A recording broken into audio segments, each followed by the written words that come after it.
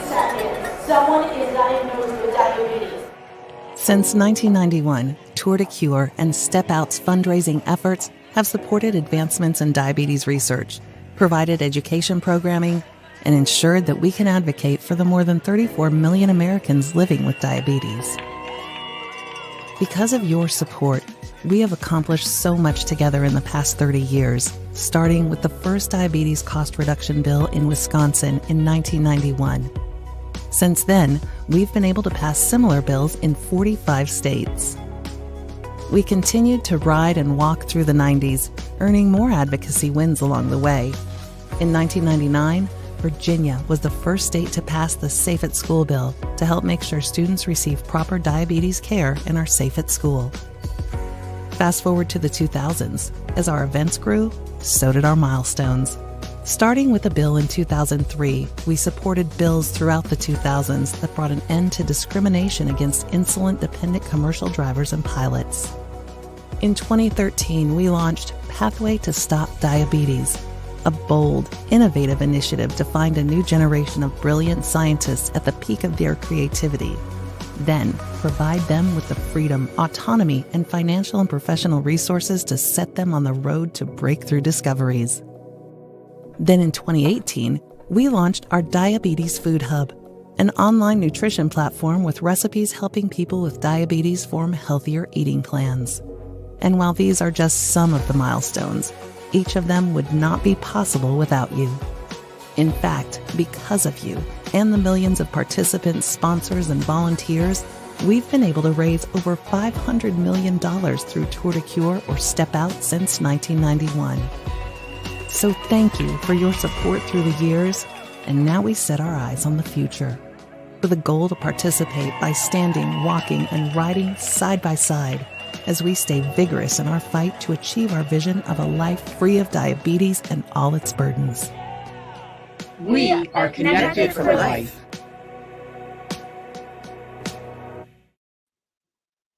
Hello, everybody. Welcome to the 2021 Texas State of Diabetes Virtual Lunch Series. Please do say hello in the comment section below and let us know where you are and where you're joining us from. In today's live webinar, we'll be discussing destigmatizing obesity and diabetes. My name is David Lopez, the Executive Director of the American Diabetes Association here in Houston, Texas.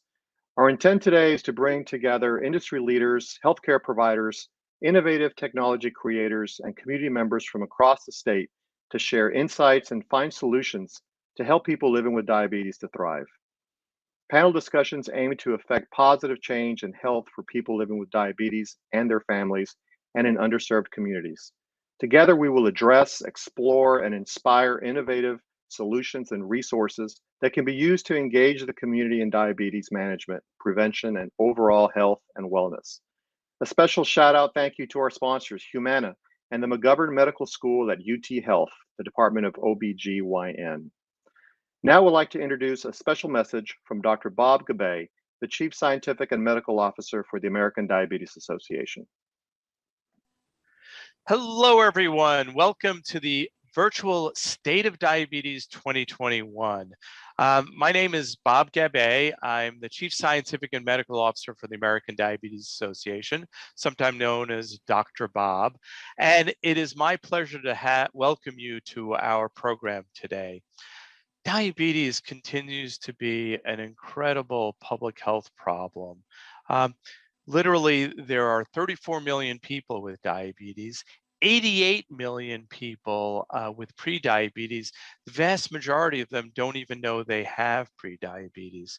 Most of the diabetes in the US is type 2, something like 90%. And so why do we care so much about diabetes?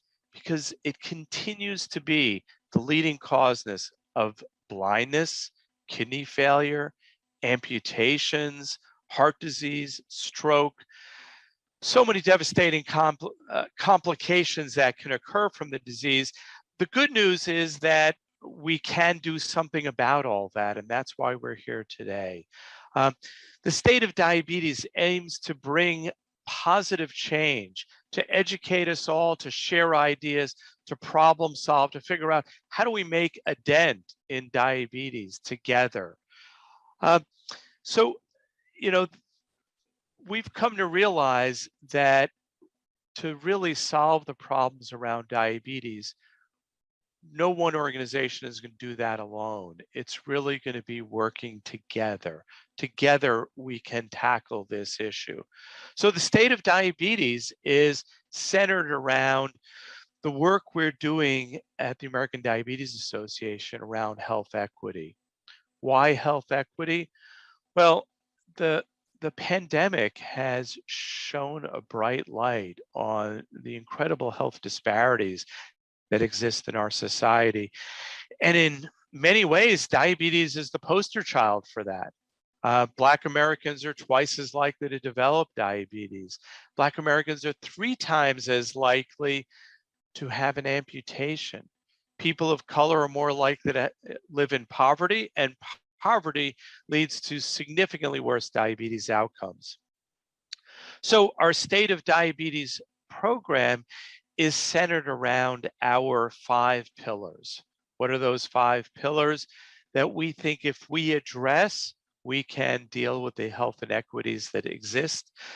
The first one is cure, care, then cost, cuisine, and connect. And you'll hear these topics talked about during our State of Diabetes program. So thank you for joining this program. We hope you come away with not only greater knowledge, but passion to make a difference, to work together to improve the lives of those living with diabetes. Thank you. Thank you, Dr. Bob. Once again, thanks to our sponsors, Humana and the McGovern Medical School at UT Health, the Department of OBGYN, for underwriting the 2021 Texas State of Diabetes Virtual Lunch Series. We love engaging in an interactive exchange, so if you have any questions or comments anytime during the broadcast, please enter it in the live chat section and we'll answer as many of those as we can. Also, we're just like everybody else. We love being loved, so do push the like button and cheer us on. Joining us today as a panel moderator is Dr. Lois Peters, Senior Medical Advisor and Liaisons for Novo Nordisk. Dr. Peters developed her passion for innovation and endocrinology at the National Institute of Health in the early part of her career. For the last decade, she's served as a medical scientist, and she's currently predominantly working in Oklahoma, Louisiana, and Texas. Dr. Peters has worked with the full endocrinology and cardiology portfolio on research, development, and innovation. She has been instrumental as a leader in education, research, and patient advocacy. She's currently a member of the American College of Cardiology, and she plays a key role in Novo Nordisk's commitment to diversity and inclusion. Dr. Peters, thank you for joining us today. Thank you so much, David. It is a pleasure to introduce our panel of experts, Dr. Tonia Vinton and Dr. Richa Mittal. We will have a great discussion and an opportunity for everyone to ask questions. I'd like to get to introduce Dr. Tonia Vinton and her background. Dr. Tonia Vinton is a double board certified physician in internal medicine and obesity medicine. Currently, she is the medical director for University of Texas Southwestern Integrative Weight Wellness Center at Presbyterian Dallas.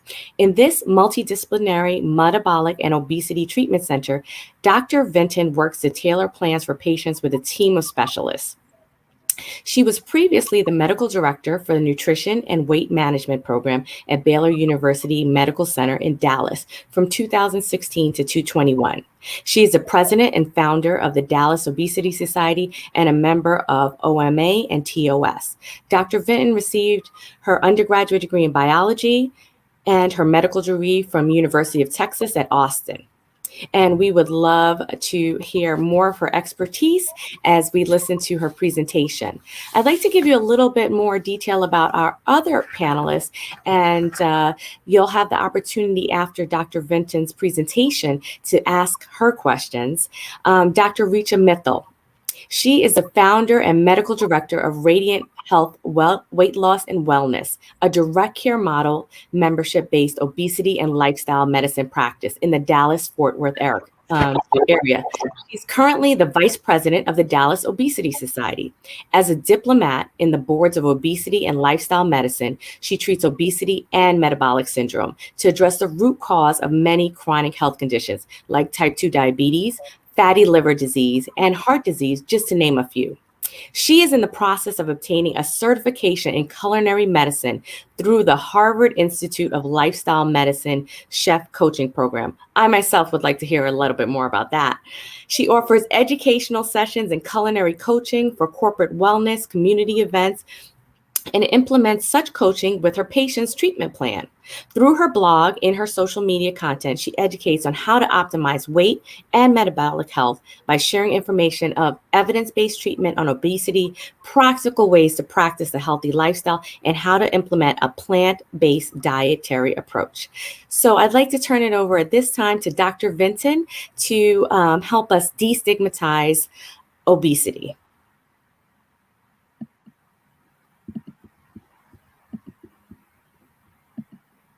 Thank you so much for that introduction.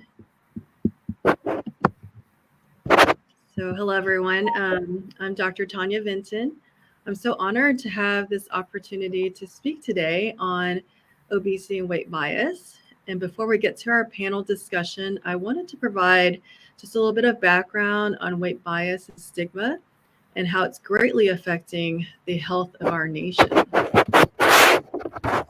So truly, obesity is a fast-growing public health crisis. This was published in the New England Journal of Medicine in December of 2019. So it's projected by 2030, nearly 1 in 2 adults in the US will have obesity, and that's a body mass index of greater than 30. And nearly 1 in 4 adults is projected to have severe obesity, and that's the BMI of greater than 35. The prevalence will be greater than 25% in 25 states. As you can see, our state of Texas is in purple, so our obesity rates are estimated to be well over 50% in the next 10 years. Obesity is truly a very costly disease.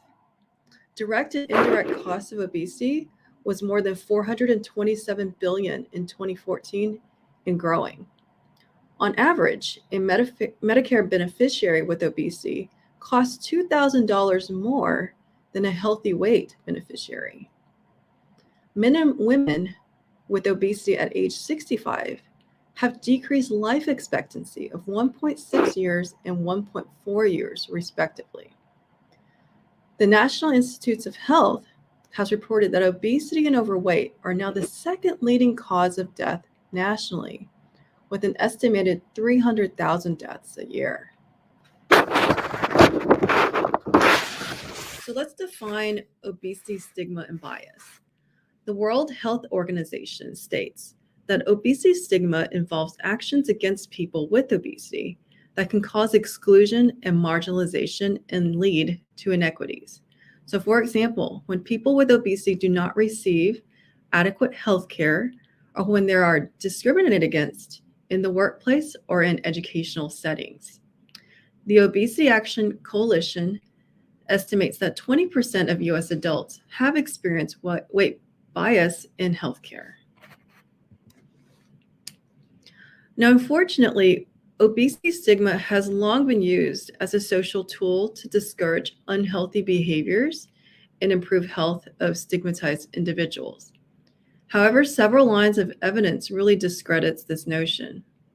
Now, if weight stigma promoted healthier lifestyle behaviors and weight loss, then this increased weight stigmatization over the last several decades should be seen with reduced obesity rates, but clearly that is not what is happening.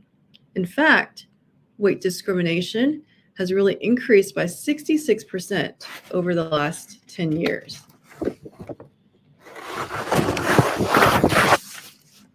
Weight bias is actually seen greatly from our medical professionals. There's a strong, overwhelming theme that primary care doctors rarely talk to patients about their weight concerns. And then doctors also assume that a person who has overweight or obesity must have an unhealthy diet, where most patients have actually been working hard at lifestyle habit changes, but unfortunately been unsuccessful. Doctors also frequently just offer banal advice like eat less and move more. And also, most doctors believe that obesity is actually due to a failure of willpower, and this again demonstrates implicit obesity bias. Patients with obesity believe that healthcare professionals involved in our daily preventive screening and general practice do not demonstrate having knowledge about weight management and treatment services available for obesity. Obesity bias is creating a lot of barriers to healthcare access. We see a decrease in the use of healthcare services associated with increasing body mass index. There's reduced rates of routine breast and gynecologic cancer screening tests among individuals with obesity compared to individuals with normal BMI. Worse yet, individuals with obesity will often avoid or delay healthcare services.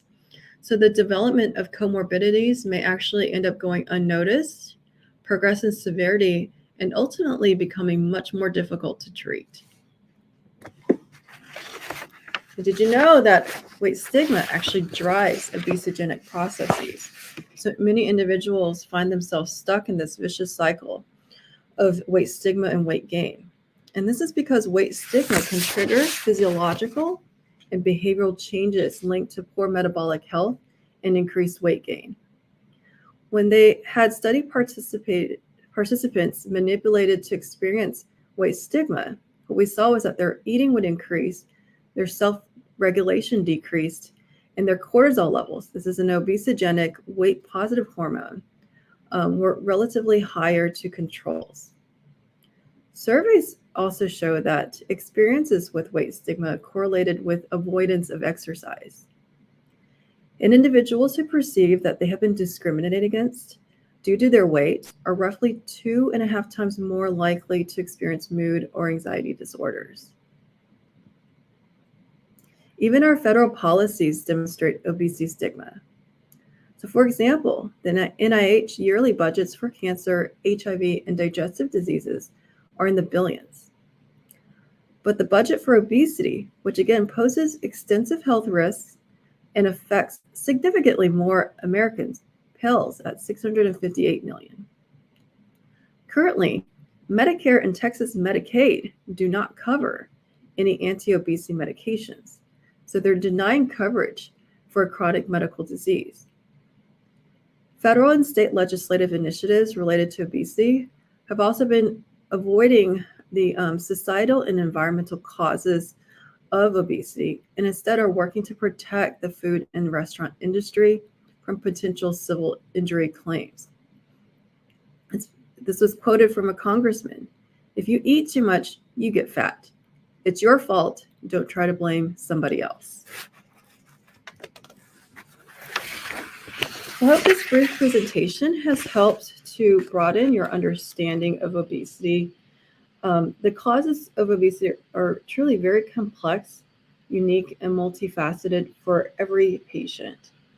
And in order to be successful in treatment for the individual, we really must address all of these root causes, which again definitely includes weight stigma.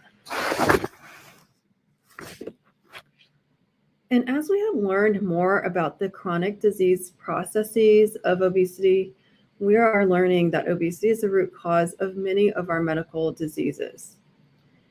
The Obesity Medicine Association actually cites 236 diseases as obesity associated, and this includes 16 cancers. Notably, 10% weight loss has been shown to significantly reduce all of these associated diseases. So 10% has become a benchmark to achieve for clinically significant weight loss. Unfortunately, our current medical practice is to treat each of these medical diseases individually and separately. So in other words, we've really been focusing on treating the fruits of obesity rather than the root cause of disease. So this was published pretty recently in Lancet by Dr. Leinve, who's one of my colleagues at UT Southwestern. And this is talking about focusing on obesity management as a primary treatment goal for type 2 diabetes. And this is because one of the main metabolic complications of obesity is type 2 diabetes. Weight loss is known to reverse the underlying metabolic abnormalities of type 2 diabetes. In fact, 15+% loss of body weight can have disease-modifying effects in people, including improvement of microvascular disease, and this would be like eye disease, kidney disease, and macrovascular complications, such as heart attacks and strokes. Now, to date, bariatric surgery is really one of the most effective established treatments for obesity in patients with type 2 diabetes, as it allows for up to 75% remission in 5 years. Newer classes of gut hormone anti-obesity medications, that's the incretin class, are also showing very promising results of greater than 15% weight loss. And this is also going to be very helpful in type 2 diabetes remission. So in summary, to treat obesity, we really must recognize and remove underlying weight bias and stigma. For clinicians, I really encourage increasing education and awareness of obesity as a chronic disease and current effective tools for treatment. Now, ultimately, obesity treatment is not about a weight goal, but rather about improvements in body composition and metabolic health, as 15% weight loss translates to metabolic disease regression for many individuals with obesity. And finally, please support the Treat and Reduce Obesity Act, which will allow for coverage of anti-obesity medications in our Medicare population, and also allow for more healthcare professionals to provide behavioral lifestyle counseling. And with that, I'm going to turn it over back to Dr. Peters to start our discussion. Thank you, Dr. Vinton. That was really enlightening. I have some great questions that have come in, and we are open to live questions coming in also. But I'll start with the first question that came in yesterday to Dr. Richa Mittal. How can a patient advocate for themselves and fight against weight bias and stigma? Thank you for that question, and it's a pleasure to be here. As Dr. Vinton mentioned in her presentation, I think recognizing that the struggles with weight gain and obesity often lead to this weight stigma and these discrimination type of events that have occurred in your own life, and knowing that, that has an impact on your ability to be able to maybe seek healthcare when you need it, and being able to have that discussion with a trusted healthcare provider, as well as maybe reaching out to physicians in your local area who are specialized in obesity medicine. The Diplomate of American Board of Obesity Medicine is a certification that myself and Dr. Vinton have done. There are other physicians who are also specializing in this, as well as other healthcare providers. And oftentimes seeking out the help of people who are going to be more knowledgeable about your medical condition, as well as the treatment options available to you, can be a great way to advocate for yourself and for a loved one. Now, what is the best way for a healthcare provider to start the conversation about weight during their visit? This is a great question, and something that we talk about often when we're doing our events for fellow physicians in the area. The first thing that I always hear from patients is, as Dr. Vinton mentioned, when people go in who've been struggling with obesity, oftentimes it took a lot for them to be there. So I think having the empathy and understanding to come from a place of compassion is very important, and to just not be judgmental. I think also it's very helpful for physicians who may be seeing a patient for some other condition in the clinic that day to not always assume that every single thing or every single condition a patient may be going through is related to their weight, because they're not always related. And then last but not least, asking for permission to talk about their weight that day is very important. It's a great opening. It also assesses whether the person is ready to have that conversation. And if they are, then that could lead to perhaps even arranging a follow-up visit for them to come back and be able to discuss their weight and how it might be impacting their health. I think it also opens the door for a person who may not be ready to have the conversation to perhaps have it in their mind. Okay, my doctor really cares about this issue, and maybe it's worth talking about again. But always asking for permission and in a non-judgmental way is a great start to start that conversation.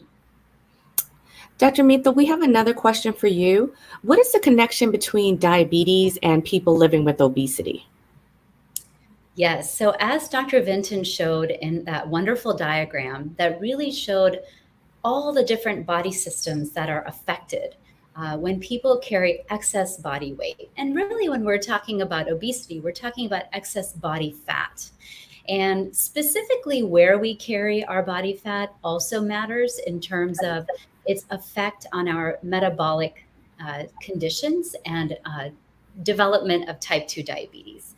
So when people carry what's called excess body fat, that's called visceral fat, which is in the midsection of the body around our intra-abdominal organs, that type of weight gain is linked to inflammation as well as development of something called insulin resistance, where our body is not listening to insulin, and therefore we start to undergo changes that not only lead to more weight gain and inflammation and maybe even some of the other conditions that we saw on that diagram, but also lead to elevation of our blood sugar, which over time can first present itself as prediabetes and then eventually type 2 diabetes.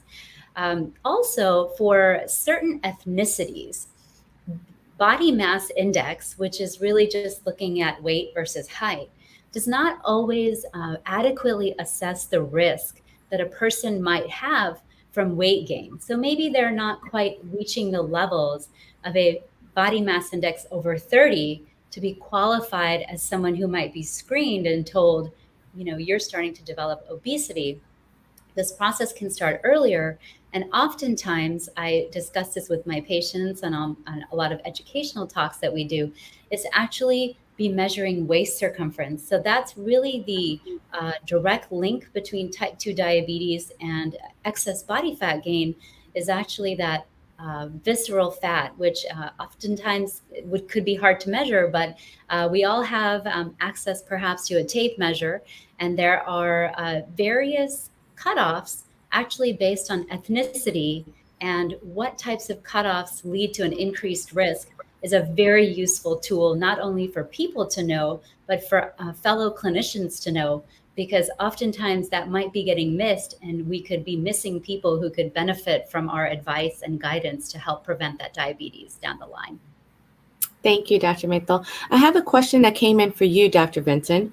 How much weight loss is needed to help improve diabetes, and what medications should we use to help with weight management? Okay, so this is definitely a very popular question amongst patients. They always want to know what are some targets. We like numbers. Very simply put, beginning at 5% weight loss, most people will see improvements in their glucose control. Usually by 10%, we're seeing even better control, and perhaps we can start weaning off medications. And as we showed before in the slides, up to 15+%, 20%, a lot of people will start to have regression of type 2 diabetes. And I would say most of my patients, when they come to our clinic to talk about obesity treatment, that's ultimately their goal. They want to say, hey, I want to be cured, resolved of type 2 diabetes. I don't want to have all these complications that I know of coming down the road. The other question, what medications are there out there?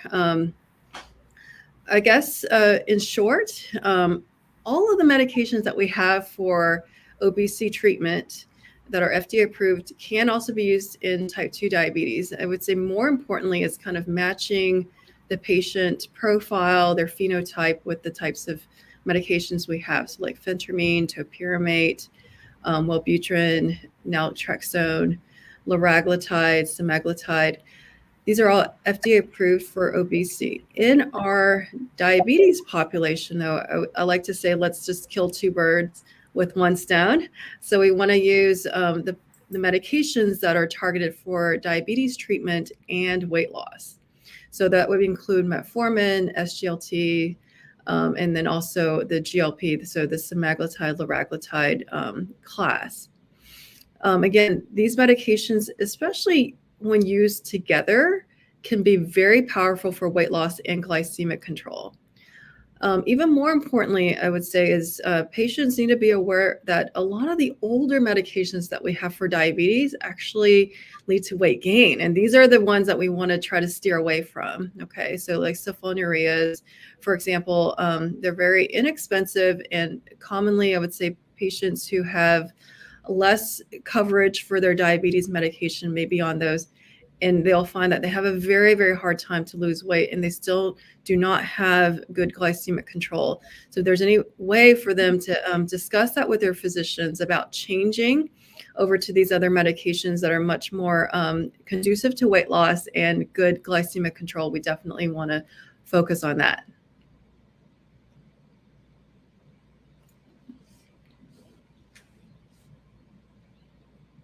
Dr. Peters, you're muted. Yeah. Thank you. We have a question coming in for Dr. Mittal. The keto diet and intermittent fasting are becoming so popular among diabetic patients. Can you comment on your thoughts on how these interventions impact people with diabetes and people living with obesity? Sure, those are becoming buzzwords. When people are looking for a nutritional strategy to use along with medical treatment, the first thing I'll say is that it's very useful to try to follow a dietary pattern that you can stick with for the long run, because all the different types of dietary plans that have been shown to be effective for obesity are actually all fairly similar in their effectiveness. However, the biggest determinant of whether a person is able to continue to keep the weight off while they're making a dietary change is to be able to stick to that dietary pattern. So I'm just going to put that out there. So I personally think it's always very good to be very realistic and balanced in one's approach. Now, when we're using a specialized diet like a ketogenic diet, that does, it is the right fit for a lot of people. I think it's important to understand that when it comes to creating a calorie deficit to lose weight, sometimes the foods that we might be consuming on a ketogenic diet do tend to be higher fat, which of course can help with fullness and satiety. No one wants to be hungry. However, they also are very high calorie. So you have to do a ketogenic approach, but still work to create a calorie deficit if one is looking to lose body fat while doing that type of diet. Also, there are particular medications that we just talked about that are used for treating type 2 diabetes, specifically the SGLT2 inhibitors. And those, along with a ketogenic diet, can actually increase the risk of a person going into something called diabetic ketoacidosis. So that is something to be aware of when following that type of dietary plan. Excuse me. When we talk about intermittent fasting, that can mean a lot of different things to a lot of people, depending on what type of dietary pattern they're following. Initially, the simplest form of intermittent fasting may be something called time-restricted eating, where one is eating in the morning and then maybe wrapping up their eating by a particular time of the day, and then they're fasting. So we all start out fasting between dinner and breakfast, and then people could possibly make their eating window a bit shorter. When we talk about fasting, I'm going to say the same caveat in terms of other dietary plans, is what you eat during your eating window does indeed matter. And so no matter whether we're trying to follow, a shorter eating window or a longer eating window, we really want to stick to the basics of a healthy dietary approach where we talk about doing lean types of proteins, lots of vegetables, maybe some fruit. If we're going to include grains, we want to do whole grains. We can't forget about our plant proteins, which have plant protein as well as fiber, and really kind of having a very balanced approach. A lot of our patients do utilize fasting as a modality to create a calorie deficit, and that has actually been looked at in studies and has been found to be equivalent, which it wasn't the time-restricted eating, but more alternate day fasting, where one eats a normal calorie diet and then has a restriction to maybe about 700 calories on the other days, kind of alternating. That was found to be equivalent to a reduced calorie diet every day. So I think that's important to keep in mind, that it is another way to create a calorie deficit, but sometimes it is freeing for people to not have to count calories and maybe just eat a little bit more intuitively in that way and still create the calorie deficit. So I hope that answers the question. I went on a tangent there, but I feel like it was important to mention. No, we have a lot of misinformation on the internet, so I appreciate you clarifying that. I did want to add just one other caveat to the time-restricted eating, and that is the window in which you pick for your time-restricted eating is very important.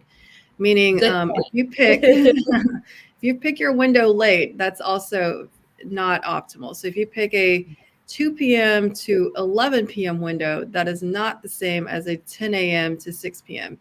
Because what we've seen in these studies is that the later that you eat, if it's not according to basically circadian rhythm, basically following the sun, you are really kind of sabotaging your window of eating. And unfortunately, other studies have shown that when we eat late, we don't tend to make the best choices. We don't usually end up eating, I always say, carrot sticks and celery sticks at 11 p.m. We tend to go for some other more calorically dense foods, snack foods, less nutritional foods. So definitely if you opt for the time-restricted eating pattern, this is excellent, but be very, very mindful that there are optimal windows of time to pick. So we do have a question that just came in from the audience. The question is about cardiovascular disease. We know that diabetic patients are at an increased risk for stroke and heart attacks. Now, combining metformin with empagliflozin, in which SGLT2 inhibitors, in which patient with heart problems and risk of heart disease and stroke, how should we initiate those, and what can we do to make diabetic patients more heart healthy and protect them? You want to take it first? I can take that. That's so I think that's a great question. SGLT2s have become very popular with cardiologists recently because there are quite a bit of studies out there showing that there is cardiovascular risk reduction. And in combination with metformin, this can be a very powerful combination to help with glycemic control. I would say that in our practice for optimizing weight management, weight loss, we usually like to do metformin with GLPs. So GLPs actually have even better results as far as cardiovascular risk reduction, all-cause mortality. The other kind of concern with SGLTs is with diabetic ketoacidosis. So we really also want to kind of be careful in implementing that medication, especially in patients who may not need such a tight glucose control. So really, I would say from a safety standpoint and increasing their weight loss, the combination of metformin and GLP would actually be my go-to. Dr. Mittal, do you have anything to add? No, I completely agree with that. The second part of the question was about what else, people with diabetes can do to help improve their heart health. And, oftentimes, of course, medications can definitely have benefits as we're discussing right now. But things that you can do in your life is, number one, movement. So we know that physical activity can help to reduce cardiovascular mortality. And guess what? You don't have to hit targets to even get benefit. So the general recommendation is 150 minutes of moderate intensity type of aerobic activity. So that could be a brisk walk. A quick rule of thumb for moderate pace to assess that is you could perhaps carry on a conversation, but you might have trouble with singing a song. So that intensity, 30 minutes, 5 days a week, or even 75 minutes of high intensity exercise paired with 2 days a week of weight resistance, so muscle resistance training. That combination has been shown to help reduce mortality. But the best thing about that study was that you didn't have to actually hit targets to start to see benefits, even at a lower rate. And I think we all struggle. I know I personally struggle with this too in my life, with balancing life and family and work. It can sometimes feel like, gosh, I'm just never reaching that target, but you are getting benefits. The second component that I was going to bring up is, well, I guess I have a few, but the second one is stress management. I think that a lot of times, Dr. Vinton mentioned the cortisol effect, even just that was seen from undergoing discrimination, which is a psychological stressor. We have so many psychological stressors in our lives. And with this pandemic and everything, it's just been increased even more. And so it's really important to work to reduce stress. And of course, we don't have control over a lot of the stressors, but to build in things in your life, practices like even the exercise, going for a walk, spending time with loved ones, winding down at the end of the day, maybe not with the bag of chips that sometimes we turn to for comfort, but other activities, meditation. It's really, really important for us to protect ourselves from that stress in daily life. And of course, from a dietary approach, absolutely the things we're talking about, they not only help improve diabetes risk, they help us lose weight, but they also help decrease our risk for cardiovascular disease. Thank you so much, Dr. Mittal. I have another question for you, Dr. Mittal. What is the best way to maintain weight loss? We have a question that comes in. They've lost 15 pounds over and over and over again, but what's the best way to maintain weight loss in terms of what do you recommend for diet and what do you recommend for exercise for weight maintenance? So Dr. Mittal, if you can start, and then Dr. Vinton, I'd like you to chime in also on your opinion. Sure. So first of all, people often think about their weight loss journey as being over when they're kind of hitting their goal weight or where they were trying to target. But actually, we know from working with our patients and even from studies that maintenance of weight loss is really hard. And that's where you have to have that continued concerted effort, but also that continued follow-up with your healthcare provider if there was someone that was partnering with you to help you get there. Because weight regain is real. It's not always a lack of willpower. There's a lot of things that go on in our body from a physiologic standpoint. Oftentimes for people who've lost weight, they may have struggled with weight gain for a really long time before that. And there are things like the weight set point in the brain, which is a place where our body wants to stay, that will actually, it's still there. And when you lose weight and you have cut down certain things out of your lifestyle, you're eating less, you can have increased levels of hunger hormones. You can have decreased levels of satiety hormones that tell your brain that you're full. You also have a decrease in metabolism and our metabolic rate when we lose weight. And so how do we counteract these things? So number one is that physical activity has been found to be very effective as a tool for weight maintenance. And the numbers that I gave you for cardiovascular health in terms of 150 minutes a week and 2 days of weight training, those numbers are actually higher, probably closer to 300 to 360 minutes a week for weight maintenance. And for weight loss, 450 minutes. This comes from the American College of Sports Medicine. So you have to understand that for weight maintenance, you might even have to work out more intensely. Maybe that means more intensity, more frequency, longer duration. Continuing weight training is really important. Understanding that for a lot of people, medications might be part of their weight maintenance plan and could be the difference between that cycle of the yo-yo, I lost the same 50 pounds and regained them over and over, versus saying, I understand that this is a medical issue too. And yes, there is a component of my choices and my willpower and my environment and all of those decisions that we make. But medications, whatever those medications were that one maybe used during their weight loss journey, or they could be a different one from a different drug class, that can often make a difference in terms of successful weight maintenance.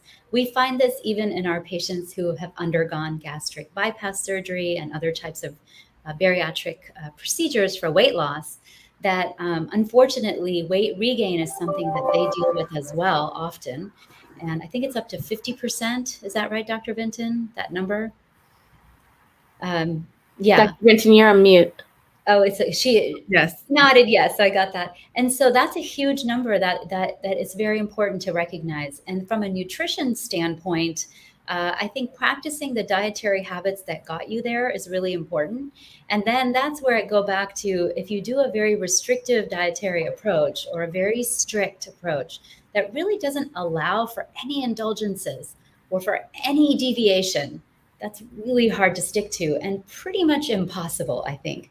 And so when I work with people, I say, let's make room for indulgence, but let's figure out how we can get it in there in a reasonable way that's sustainable. And if something really means a lot to you, then maybe we don't just completely say we're never going to eat this again, because that may not be realistic. And I'll turn it over to Dr. Vinton. Yeah, definitely. We'll echo a lot of those sentiments. We want to look at this weight loss journey longitudinally, and it's about balance. So really any of the changes that you make in efforts for improving your health, improving your weight to a healthier goal, incremental is extremely, extremely helpful. I think one of the most common stories I hear about where patients lose weight and then they unfortunately regain, it's always some sort of life situation happened that they didn't intend on. It's kind of caught them by surprise. Oh, the pandemic happened. I'm remodeling my kitchen.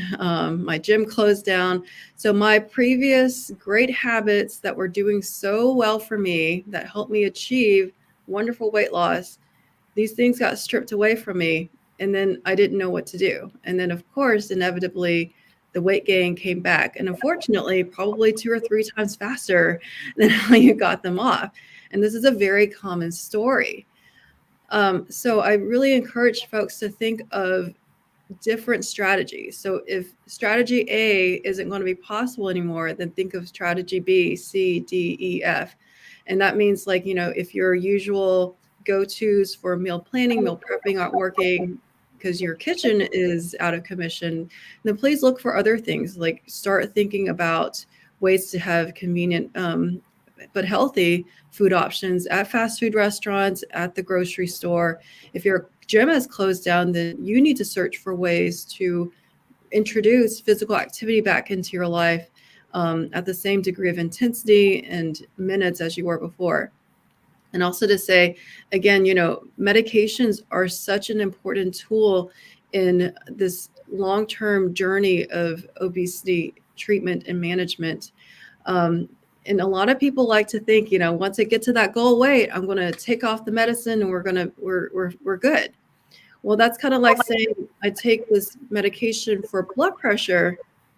I'm at my goal blood pressure and I'm going to take off my blood pressure medication. Well, I think, you know, your blood pressure was well managed because you were on a good medication treatment. So if we take it off, especially too early, we do risk weight recidivism. So these are all things to kind of consider and think about. Using medications, using weight loss surgery. These are very effective tools for obesity treatment, however, extremely underutilized. And I'll just also make a highlight here that currently anti-obesity medications are only prescribed at about 2% to folks who are actually eligible for treatment. Bariatric surgery is also extremely underutilized. Only 1% of people who are eligible for bariatric surgery actually undergo surgery. So obviously, we're definitely undertreating obesity as a chronic disease condition. And I know that, you know, we have lots of tools out there. I think it's definitely time that people hear this message and really start treating it as a chronic disease condition and taking it very seriously. So that was a question that comes up so often. So I appreciate you going over all of those things. And it kind of does destigmatize obesity, letting us know that there needs to be other things that external factors managed beyond just what you're doing daily. So I really appreciate you addressing such an important topic that, you know, as we talked about, wasn't really part of your training many years ago. Thank you for being leaders in innovation in this space. We are coming up to the close of the hour, but in the last 5 minutes, the last question that came in is, other than BMI, when a patient has diabetes and they're living with obesity, what are some things that you should monitor? And what are some other disease states that you worry about with a patient with both diabetes and living with obesity?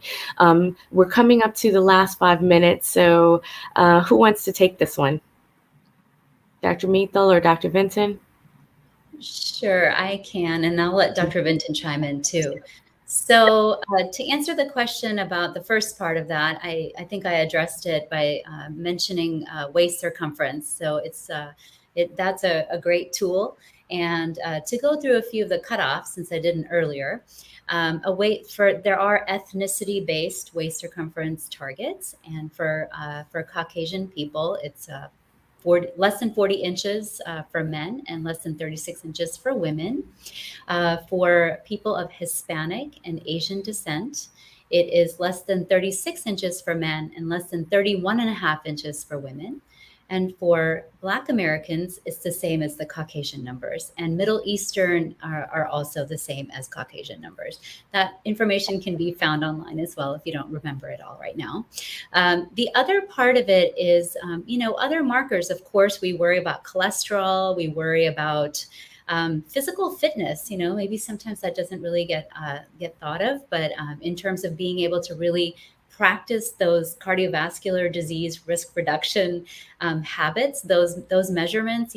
When I see patients, every time we talk about physical activity, and that can be part of a exam in lifestyle medicine. That's part of the physical exam, is to actually assess what is somebody's current situation in terms of what they're doing for physical activity and how to build on that, like Dr. Vinton mentioned about incremental change.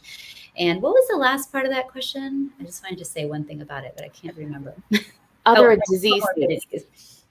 disease states that you worry about. Right. So as people are unfortunately dealing with obesity, they, in addition to type 2 diabetes, they can be at risk for fatty liver disease, which is quickly becoming the most common cause, a non-alcoholic steatohepatosis disease. Fatty liver disease is becoming a common cause, unfortunately, of needing a liver transplant, cirrhosis associated with that. That's very important and can develop even before type 2 diabetes. Increased risk of heart disease, as we've discussed, obstructive sleep apnea, and then the whole myriad of things that Dr. Vinton had on her diagram. I'm going to turn it over to her for her thoughts on this question as well. So I would say one of my treatment goals for patients when I was doing internal medicine was to screen hemoglobin A1C, in addition to those other things that Dr. Mittal mentioned. As we now know, 2/3 of Americans are insulin resistant. So the earlier that we catch prediabetes, the better that we can intervene. And what's also very interesting is, again, like your BMI may be still within normal or just early overweight range, but you can have prediabetes. And those are the patients that we really, I think, need to really jump on and help them make changes, because small changes in those folks really can reverse and prevent diabetes from occurring. Other things, very generally, please do get a annual physical exam, because that will actually help pick up a lot of things. If you have hypertension, pre-hypertension, that's going to be found. If you get a usual blood panel, that's going to show your kidney and liver function. So if there is any inkling of fatty liver disease, that's going to show up with abnormal liver enzymes. And again, these are silent diseases. So you may not feel sick, but by the time you wait to feel sick, these are diseases that have been festering really for many, many years, and they're much more difficult to treat. We're looking at irreversible damage for a lot of folks. So again, if anything, just looking at early prevention and detection would be very, very helpful in both the treatment of obesity and long-term complications. Thank you, Dr. Tonia Vinton, and thank you, Dr. Mittal. We are so grateful for your expertise. We will definitely share your information through our social media feeds for additional questions. At this time, I would like to thank our sponsors, Humana and McGovern Medical School at UT Health, especially the Department of OB-GYN. And with that, remember to join us every day for the State of Diabetes series, 12 to 1 Central Standard Time. The virtual lunch series will continue throughout the week. Be safe, stay healthy, and have a great day. Thank you again for joining us. Bye. Inequity isn't invisible. To see it, all you have to do is be willing to look. Education, housing, income, and access to healthcare are underfunded and undermined for people of color and others who are underserved. The result? Systemic health inequity. In fact, a cynic might note that wealth equals health. Look no further than diabetes.